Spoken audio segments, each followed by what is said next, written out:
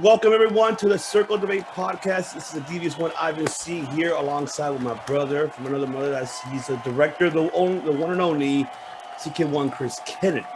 And today, ladies and gentlemen, we are joined by an honorary guest that we're glad to have him on the show today. And he's not only just Mr. Miami, he is also the Mr.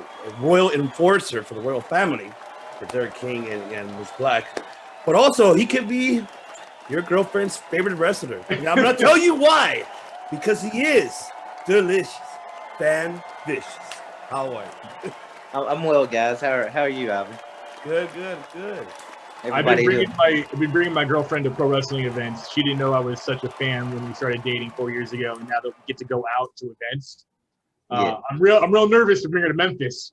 Especially to that wrestling center, man. Like I don't know. I might leave her at home if you're on the card, brother. No, man. Now, thank you guys for having me on the show. Like I said, the invite, I really appreciate this. Well, we appreciate you, man, for joining us. It's an honor. But definitely, Mr. Delicious Van Vicious. I'm pretty sure everybody asks the same questions. I'm going to ask it, but put it in your own words. So how did the journey begin for Mr. Delicious Van Vicious, a professional wrestler?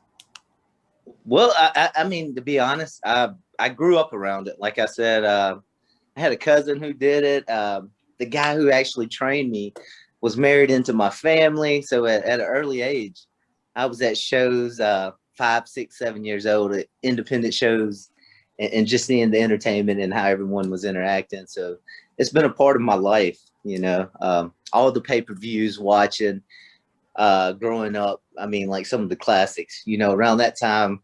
And when I was watching, it's like the legendary boom time, The Rock, Stone Cold. It was something big. Always had passion for it. Ended up, you get in high school, you get a little bit older. Different girls, people's girlfriends, started coming around. So your girlfriend's favorite wrestler wasn't that yet, but that got me sidetracked. Went to school, went to college and stuff, and kind of did all that. Got that out of my system. After I graduated, kind of got bored. Started looking, and I was like, man, what can I do? Because in college, I also took acting courses, theater. Okay. So kind of all rolled back into it. And at early age, I kind of knew how to bump because of family members and stuff like that. And I called him up, and I was like, hey, man, what are you doing? And he's like, oh, I'm still, just training wrestling, boy. Called him up, went out, got back in shape, and about four and a half years ago. So I've been doing it about that again. Just a great journey. Like, it's something about it, that just where you can go out there and take a crowd and just move them with a story that you're telling in a ring, no other feeling like it. Oh yeah, definitely. And then especially being a young kid getting, yeah, go ahead. No, go ahead. Oh, I was gonna say, no worries. Being such a young kid and exposed to the business at literally such close range, did you know then that you wanted to be a worker, or was it a matter of I want to, but I'm busy, maybe someday, or did it just click those days after college where you're like, man, I do love that. Let me give that a shot. I was always athletic. Like, I played sports all through school. Like I said, I wrestled. I knew how to bump at an early age and stuff like that. So it was easy for me to pick it up. I don't know at that time, was I focused on it and like, oh, I want to be a worker. And it just, once I got past that part with college and stuff, it just, like I said, the love came back. It's like, what do you do with your part of life now? I did what, the generic, everybody stay in the standard, the safe way, right? Played it the safe way. And it was just, I took acting like I enjoy getting on a stage and performing. The athletic aspect of wrestling, to get in there and, like I said, just it drawn me back into it, man. That's what pulled me back to the ring. I mean, there's nothing, like I said, when you're out there and there's nothing out there but fans looking at you, you're just, what do? You know what I mean? Yeah. There's no other adrenaline like it. Yeah, definitely. And the beauty of it that you implemented, what the acting you took during your college days, and now getting back into it, you know, back in the ring, and that's incredible for you to add that, you know. And so you said, okay, you say you had someone in the family that trained you. So was he very known, or was he just one? No, he was nothing more. Early '90s. Okay. He worked, you know, people like Sid Vicious on Saturday nights, but yeah, stuff like that. Just the guy to put the guys over. Oh, okay. He was a huge guy, like 6'10", 6'11". Holy. Yeah.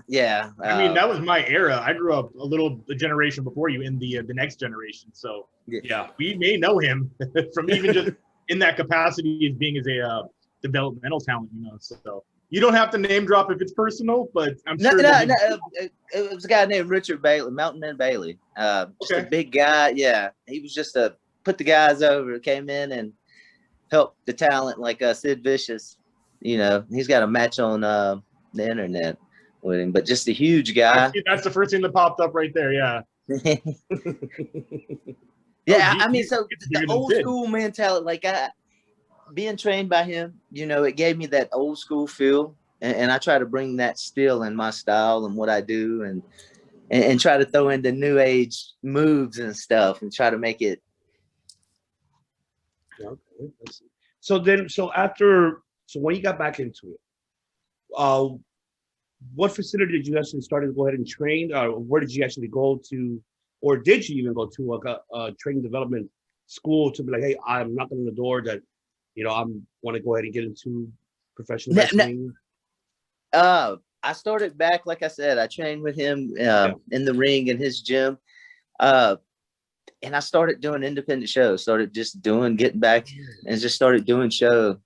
Over the time, you know, I've went up to places like OVW. I've done a few matches on live TV for those guys. School of Morton, great. You know, Ricky Morton's a great person. I mean, he is just the nicest guy in the world.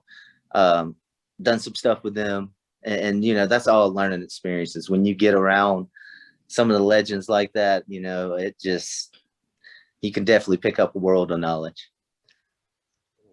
Yeah, we've had Dustin Starr on a few times. The most recent time was about a week ago, where I don't know if it was like a major announcement, but he did talk a lot about the Russell Center and the opportunities that it's going to provide for up and coming talent. Right. Have you moved into their trainer or trainee roles at that facility, or are you doing your own thing at a different school and just wrestle there when they make the phone call? Yeah, I'm more of a guy that I mean, I've been all around, been doing it for a while. When they call, you know, I'm booked and I go in for them. Dustin's got something really, really great going there with the rest. I mean, this Sunday we recorded at it, and I'm telling you guys, it is awesome. It's something to watch out for. It's gonna be huge. Oh yeah. Yeah, he put some sneak peek, I think small clips or at least a few photos up, and it looks exactly the way he described it as being the brand. It is not, you know, your family's banquet hall down the street. It is the Wrestle Center that's established exactly for that product, and I'm excited to see what it looks like with the crowd on TV. The platform that provides for the young guys, me and a lot of other young guys, you know, just local talent trying to get out there. The training part of it, as y'all spoke, some of the guys they got there, you know, King Cobra and Dustin Starr himself, you know, those guys, if any trainee that can go in there, that they can learn a ton from what they got going on there. I mean, and the opportunity there is just limitless. Definitely. Yeah, he mentioned also like the acting promo school he's putting on. I think he has people there to coach you through, because it's more than just putting the story on in the ring. It's getting it across on the mic, which you are obviously skilled at. So that's a huge advantage you have coming into. I wouldn't say obviously it's not a new brand, but a newly packaged brand that is now ready to pop its stars out. And you being obviously a main eventer of that brand. Skills on the mic is definitely an added benefit for sure. Yeah, I do appreciate it. I mean, definitely. I mean, he picked the match of the week for you. He picked you versus Austin Lane. Nobody saw our little podcast way out. No, I seen that. I appreciate that guy. Austin, that guy he's a real talent too. A lot of those guys Dustin's got in there, I'm telling you, just some great experience and just ton of knowledge going through that school. Yeah. Yeah. So how did you end up developing that character? Like just the Van Vicious character itself. How did that become in fruition of developing that character? The gimmick. It's not a character. It's a shoot, brother. It's a character. I mean, it's somewhat it's kind of, it's not really who I'm not that cocky and everything, but you kind of you push it to the limit. And just over the years, it didn't start like that. It was more of just the black trunks and the black glasses and a check. And then it just keeps adding and adding. You add layers to your character, and it just kept going. And now, as you know, your girlfriend's favorite, Mr. Miami, and you keep going. Best hand in the business, right? And then it's just whatever you can keep adding. It's like you said, you grew up with the traditional wrestling upbringing. My generation, like I said before, yours. Obviously, you've probably gone back and watched wrestling before you were born. Everybody does that. Oh, but, yeah. But you also said you're incorporating new style, and obviously your new style. What I love is I see throwback homages. Maybe they're unintentional. Maybe it's just me, but I do see huge Rick the Modern Martel influences, Val Venus influences, and then putting your own beachside spin on it. But you're in Memphis, and then obviously the girlfriend's favorite wrestler. That has got to be a heat magnet. As soon as you walk out, do you get who was it that said, oh, it was Sable, who was like, men want to be with me and women want to be me? It's very similar, but the opposite. Do you get the cheers from the women, the boos from their boyfriends? Yeah. You just see the smiles from the girlfriends, and you're just like, and the men are just you kind of know. No, I mean, yeah, you kind of know where to pick and play to the crowd with it, and you catch that smiling glimpse, and they're willing, and you just go with it, keep pushing. She don't want you. She'd rather be with me. That's awesome. Yeah, I'm not taking my wife anytime soon to the show, man. I'm not. It's all a gimmick, man. I don't know, but she'll fall in love. Trust me, she will. Yeah, no worries. So when you mentioned that you wrestled in OVW, you wrestled at the school more than throughout the time freelancing, going to those territories, did you take any implement my did they help you along the way, like Rick and Morty helped you along the way? I don't know if Al Snow was he's still running it, right? He's the one running OVW as currently right now. So I don't know, did he kind of throw some advice or anyone, while we were freelancing around the territory? I mean, Ricky, like I said, Ricky Morton's one of the nicest guys I've ever met. And just his implement, just the way he just, advice was, just be yourself and do what you do, what you know how to do. And you really just learn from those guys, just being around, not even so much that they're just everything. You just absorb as much as you can from people like that. Yep. Chris? Yeah, I mean, the future for not just the character, but your career, it seems like obviously the indie scene, you're allowed to go wherever you want to, but having a home in Memphis right now, is that where you're most comfortable? Do you live in that area in the CW30 region, or do you got to travel, fight through, traffic to get to your business? I'm usually, guys, on the weekend, I'm, on the road every weekend somewhere. But no, I'm not out of Memphis. Along the coastline of Alabama, so near the beach. I'm on the beach, but originally Miami, but now on the beach in Alabama. But yeah. Okay, definitely. And let me ask you, so how was your first match ever? I mean, was it the booking behind that? We had Gio Galvano on, and his first match was like a 16-hour drive to Canada when he was supposed to just be a ring worker and put the ring together. And he shows up. I think someone canceled, and they're like, "Oh, hey, we need an extra. You want to wrestle?" He's like, "This is my debut." He's like, "Who cares? It's on TV." Road stories like that are gold, man. If you got anything like that, we'd love to hear it. The first match, guys, I lucked up on my first match. It was a guy that was where I was trying to get back into shape with my trainer.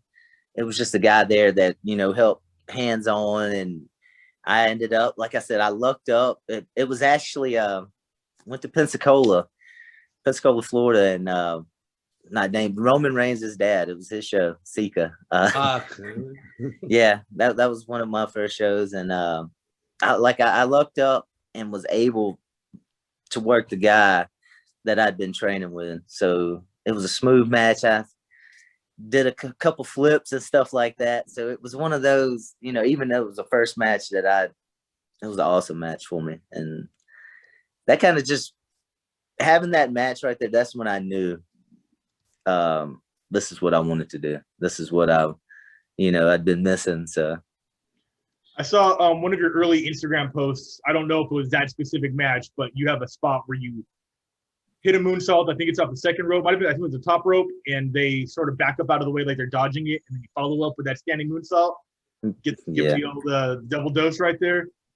Your wrestling style and influence is very technical but very flight oriented. Do you have inspirations or goals towards your style that you're looking to narrow it down into, like mix some of this with that, or some wrestlers you want to talk about inspired your style? Yeah, definitely. The early influence is someone like Eddie Guerrero. Just Eddie, in my eyes, is one of the greatest workers there is, and just the way he put it together, the match style and everything. You can go back and watch it, and still his matches today, then still hold up today. The style and just everything you can take from it. Another guy, AJ Styles. He in my eyes, he's another one of those guys that can, and just this style, he's changed it, for the guys, the smaller guys, kind of changed wrestling for everything. So he's definitely influenced someone like me. I'm not a huge dude, 5'10", 5'11", 205. I hate that standard of not a huge dude, that if you fall into the stats you just gave, according to wrestling zeitgeist, is not a huge guy. But that is, you're in shape, you're not scrawny, you're tall, I'd say above the average American height. Do you find yourself having to fight against that norm? Yeah, I mean, you've always seen it and stuff like that. You just kind of take it and roll with it, man. I mean, like being undersized, like I hate that term, man. I really want people to stop. I mean, you're welcome to use that term, but I just hate that that's like they use it as a negative. It's like AJ Styles is 5'11", Jericho's 5'11". So many superstars people don't realize are not the giants anymore. It's kind of the game's changed. It's definitely that's what I'm saying. I mean, there's a spot now today. If this was 10 years ago, someone like me would probably kind of fall short unless I did something extraordinary. Right. I feel like the way it's going nowadays, though, anybody that that can perform and has the ability, they can do it, and you can go with it. And if you got the desire to do it and you think you're a star and you put forth the effort, you definitely can do it in today's wrestling. Like you said, it's just changed so much. Definitely, yeah. It has changed a lot, and I'm glad that it has. And I'm with Chris. That's that term itself. It's not for what I mean. It's a whole different era nowadays.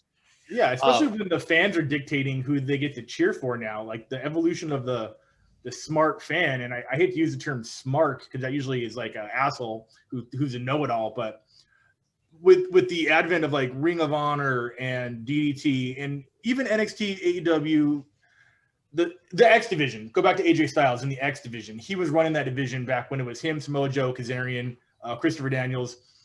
Besides Samoa Joe, not big dudes, average sized dudes who were doing, lack of a better word, phenomenal things in that ring. And then moving forward, obviously, to Rey Mysterio, Daniel Bryan, the fans dictated who they were going to cheer for. you see the anti-heroes, the Roman Reigns, the Braun Strowmans, who are now almost getting booed when they're shoved down your throat as faces, and people still behind the smaller guy who can outperform and tell a better story in the ring. So I absolutely agree that it's moving into a direction that is more realistic, I think, for body types to be successful in the business.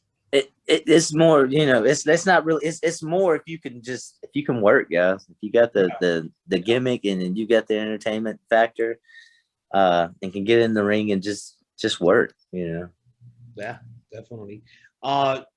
Besides about speaking of body, so also you're a personal trainer, is what I see, right? I used to be. I really don't have time for that, as I've helped some people out. I know a little bit about it. You gotta help me out, man. I gotta get that summer body what you have. You gotta help me out. Send me a nutrition or send me a list of what I need to do, because I need to be, I gotta be like you, man. I gotta be as delicious like it's all a tan. It's all the tan, guys. It hides everything. I got sunburn at the wrestling guy store. That's half of the tan. I mean, yeah. Well, I'm already tan enough, so I might make it right. Tan enough. So I wanted to ask. So by far, I mean, you've been in the business for about 4.5 years. Yeah. Within that time, I know it's just. I mean, you still have a lot more to go, and a lot more to do. Well, what can you say as of right now, within those 4.5 years, that has been for you, was meant for you, like your defining moments that you had within those 4.5 years? Yeah, definitely. First thing, doing live TV for OVW. Live TV to me, like when you can't mess up, and it's dead on the spot. You're put in front of the camera, and everybody's watching. So that's definitely something I wanted to do in my career, and doing that was awesome. Just saying, hey, I was on TV and it was live. I'm gonna be honest, guys. This championship wrestling, I think it's gonna be this is pretty huge too. This is putting you on the platform it's provided me. Hey, I'm here talking to you guys because of that, right? Yeah, absolutely. This is pretty awesome deal they got going on in Memphis. Definitely being a part of that, being there recording Sunday, and it felt like a real live wrestling school. It had the feel. So that's definitely one of the biggest things as well. Absolutely. Yeah. Championship of Wrestling of Memphis, they have a huge traditional stamp of approval. I know Dustin essentially grew up and I know he's at least close friends with Jerry Lawler. I think he has a working relationship with Jeff Jarrett. Obviously King Cobra is there right now. So he has the stamp of approval for Midwest Wrestling right now. You talked about coming up in the next week, televised events. They do have the Grind City Rumble, I believe, this Sunday. Is that right, Ivan? Next Saturday. Next Saturday. So 3 days from now, Saturday? May 15th. May 15th. Okay, cool. Awesome. Will we be seeing you in that match? And I want to talk a little bit about what you have going on with that main event in episode 9 after we find out if you're going to be making your Grind City Rumble debut. I do. I am in the Rumble. I am. All right. Cool. Oh, are we going to see Mr. Delicious walking out? First ever World Heritage Champion? Is that what we're going to see? You have to watch, guys. You have to watch. I love that format. I know it's not the first time that format's been done, but I was informed by Dustin himself. Obviously, I didn't know that it existed where it's 30-man Rumble, but the last 2, it converts into traditional match of pinfall submission. How do you train for that? Do you just endurance, stamina, and then technique? Is there a special training you have to, because it's just going to be 2 people at the end, and it's not over the top rope for that final championship. Hey, you got to have endurance. You got to train, and you definitely have to have your endurance down. Right. Cardio days if you want to be the champion. All right. Yeah, that's right. That's right. Something we saw that may bleed over into this event was the open challenge. I talked about this in my review. Austin Lane, who we actually are going to have on this show in like an hour and a half. So this is going to be, we gotta play it right down the middle, baby. He sent that open challenge out to Derek King. Derek King sort of may have dodged that and send in perhaps Human Shield to kind of take the bullet for him. Do you see him dodging Austin Lane in the future more and using you as kind of his henchman to do the dirty work, or do you think he's going to accept that challenge and maybe have a clean one-on-one match with him? The royal family's on. Derek can take care of herself. You know, okay. I think the royal family handle his stuff himself. You know. Okay. So we might see all three of you in the ring at once. I'm not sure what Derek King's involvement is in the Rumble, but if all three of you are in the ring at the same time, is it going to be you guys versus the world, trying to just narrow it down and get the numbers on the royal family side? Hey, you know, it's all all be about one champion. So if you're the final three, I don't know what you're going to do, man. You're in business for yourself, but you're in a family. We'll have to get there. We'll cross that bridge when we get there, right? Yeah. I like that. Definitely. No promises, Derek. He's you know. Definitely. I did want to mention though, so in regards for championship wrestling, so how did that relationship came about with you and Dustin? How did he approach you, or how did that working relationship become a fruition? Were you I seen it, you know, like everyone else when it started. You know, Memphis is coming, and I wrote like I'm sure everyone else did, and just put my stuff out there, and got a call back, and Dustin, you know, gave me a heads up and told me the date and would I like it to try it out, and hey, I was definitely appreciative, and jumped right on it. So, oh yeah, definitely, and I'm kind of glad that, you know, that's how, you know, we're big fans of championship wrestling from Memphis. I mean, right. If you go back to our archives, yeah, we have a lot of talk with Dustin, and he did mention that he was going to bring it back to Memphis, Memphis, excuse me, bringing wrestling back to Memphis, and I'm glad he did. And how you said earlier, yeah, this is going to be big, and it's getting there, and we cannot wait to see more of it. And also yourself as well. I mean, just that pinnacle itself will get you to the sky's the limit, man.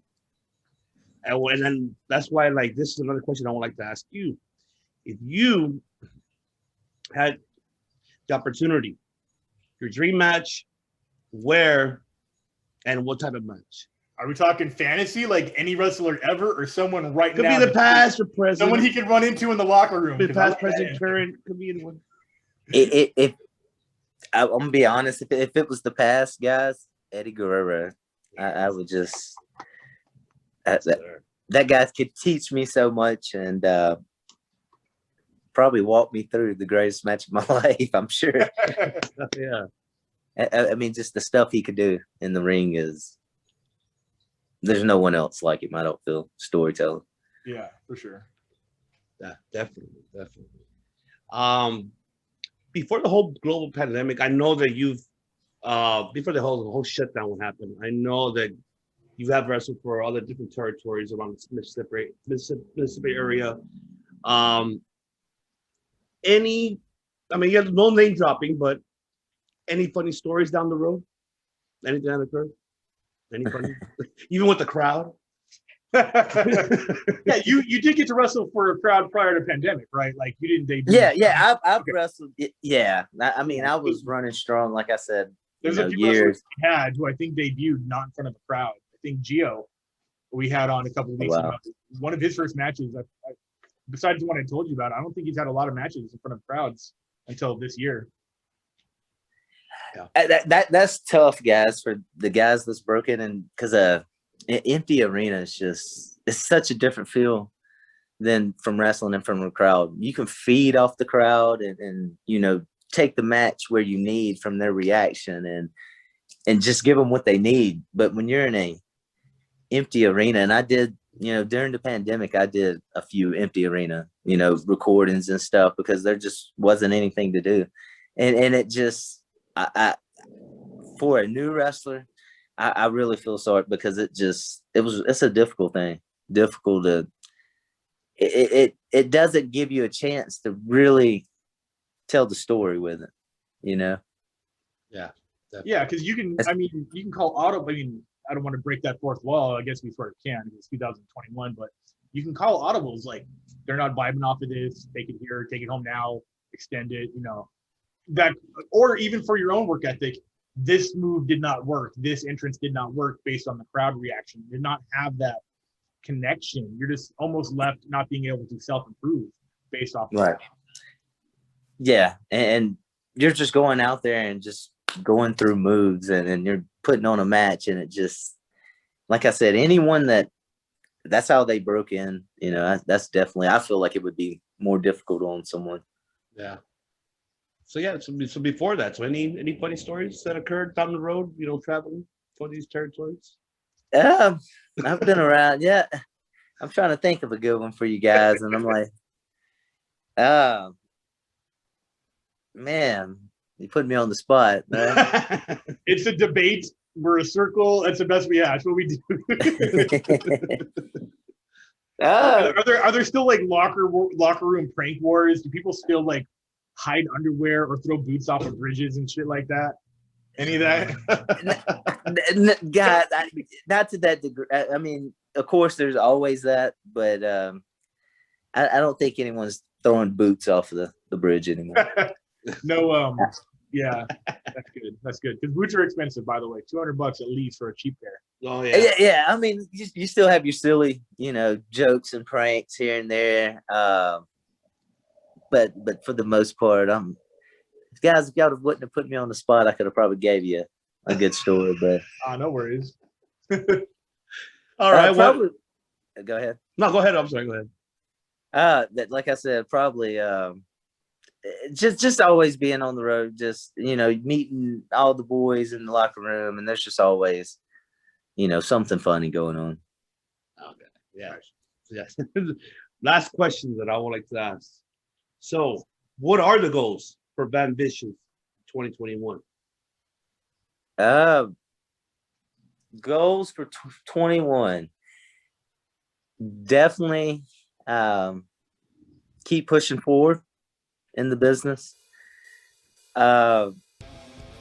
Keep putting the name out there, keep putting the fillers out there, and keep sending my stuff to the places they need to be sent, right? To try to get on one of the major networks. That'd be pretty cool. Focus on the body this year, getting a little bit better shape. Maybe a little bit better tan, right? and just, you know, take in as much, guys, you learn so much each match, you know, just it's a constant a constant learning process, and just take in as much as I can from each and every match, each person, each guy I meet in the locker room. From, like I said, Memphis has got a lot of the great. Just meeting Jared, King Cobra, those guys, just the knowledge and wealth they have to put out, you know, just trying to take it all in. Yeah, definitely. Definitely agreed. And like I said, you know, Chris and I cannot wait for what the future holds for you, especially because, I mean, we're such big fans of yours. Since day one, since we watched you, and I'm like, okay, started, you know, doing more, you know, research more about you. And, oh, okay, incredible. So we did. I love it, man. I mean, I'm a big fan, and I wish you nothing but the best coming up. And I'm hoping that, you never know, maybe you'll get an NXT call or AEW call, or maybe a New Japan call, maybe, or Ring of Honor, MLW. So much. You know, the greatest network television, baby. Network television, too, or NWA as well, too, in Atlanta. You know, so why not? That's another one as well. So right now, how the professional wrestling scene it is right now, it's hot and it's going. And I'm glad that the territory system is kind of back, because not only just one, it's now so many. It's a lot of platforms for independent wrestlers to put themselves out there, and you never know. You just got to keep working and putting in the work and strive to be, and hopefully you get that call, right? Absolutely, definitely. Now, before we let you go, man, you know, once again, we appreciate you very much for joining us. It was an honor, and hopefully we can have you back. And because I wanted to have you and Austin Lane one time. We can have a debate. Why not? Well, I'm gonna talk to Austin when we speak to him later on. Yeah, well, we got some unfinished business, me and Austin. We definitely That's right. We'll finish that up. Now, before we let Tell him I said that. I will tell him that. Yeah, he'll be on real soon. Now, before we let you go, can you go ahead and let the viewers and subscribers know where can they find you on your social media platforms? Shout them out. Yeah, definitely. Check out Instagram, Delicious Vicious. Check me out there. Facebook. You catch out all my links, all the shows. I always put information out there. Championship Wrestling, you can catch it there every Saturday, 12 o'clock. SWA, another wrestling I do in Mississippi. Fox 23, I believe, on the channel Sunday nights, Monday nights. They're on Fight TV as well on Monday nights. I'm trying to think, guys. Trying to plug it all out there, right? Yeah, plug it all out there, brother. That's it. All right, but yes, ladies and gentlemen, you heard it right. So you catch the Delicious Van Vicious every Saturday on the Championship Wrestling from Memphis on their YouTube channel, noon Central Time every Saturday. Also CW30 as well, and also the SWA Mississippi on Fight TV as well every Sunday. And all his social media platforms will be below the description, so you make sure you follow this delicious man. Don't let your girlfriend follow him because your girlfriend follow, right? She already has. Yeah, she probably already has. She followed before I did. Yeah, she probably already has. If that's true, well, sorry guys, this not my fault. But once again, Van, thank you so much for tuning in, for joining us for today. And to all our viewers and subscribers to the Devious One IBC, of course, the director, one and only Chris Kennedy, of course, the Delicious Van Vicious. Thank you guys. Goodbye, and we will see you guys next time. Thank you, guys.